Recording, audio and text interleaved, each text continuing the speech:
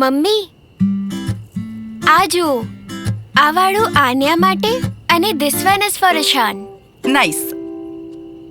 અને આ મારી બેસ્ટ ફ્રેન્ડ માટે કિયારા, કારણ કે તે મારી 3am ફ્રેન્ડ છે એની ડે.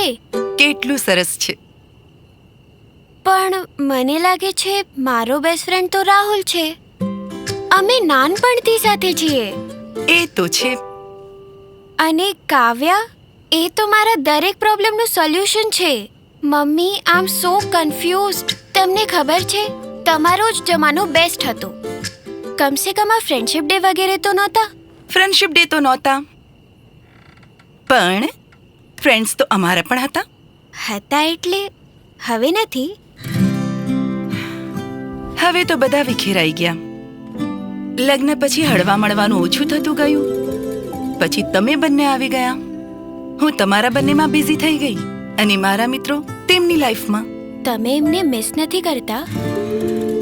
પહેલા કરતી હતી, પણ હવે તમારાથી ફુરસત ક્યાં છે? હા.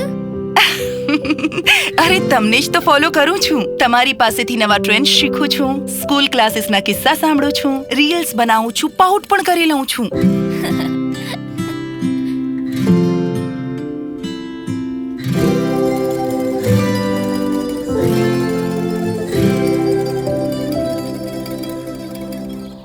Good morning. Good morning. Ready? તો બેસ્ટ ફ્રેન્ડનો નિર્ણય થયો કે નહીં?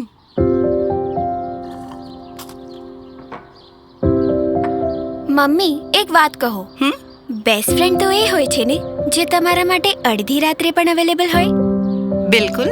જે તમારી દરેક બકવાસને દિલથી એન્જોય કરે, જે તમારી વાતનું ખરાબ ના લગાડે, જ્યાં તમારા બધા સિક્રેટ સેફ હોય. હવે આટલી બધી ક્વોલિટીઝ એક જ ફ્રેન્ડમાં મળવી મુશ્કેલ છે.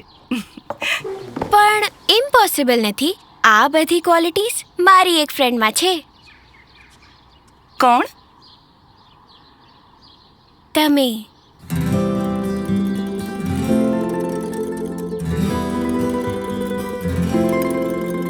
મને ખબર જ ન પડી મમ્મી, તમે મમ્મીથી ફ્રેન્ડ ક્યારે બની ગયા.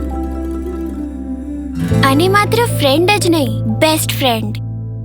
છાના માના તે લીધા તાજે ગૂંથી, આઈ લવ યુ. કિસ્સા ન જાણે થયા ક્યાં છે ગુમ, થયા ક્યાં છે ગુમ.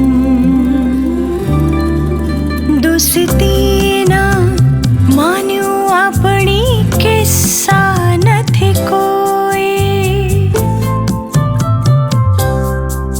દોસ્તી ના માન્યું આપણી કિસ્સા નથી કોઈ.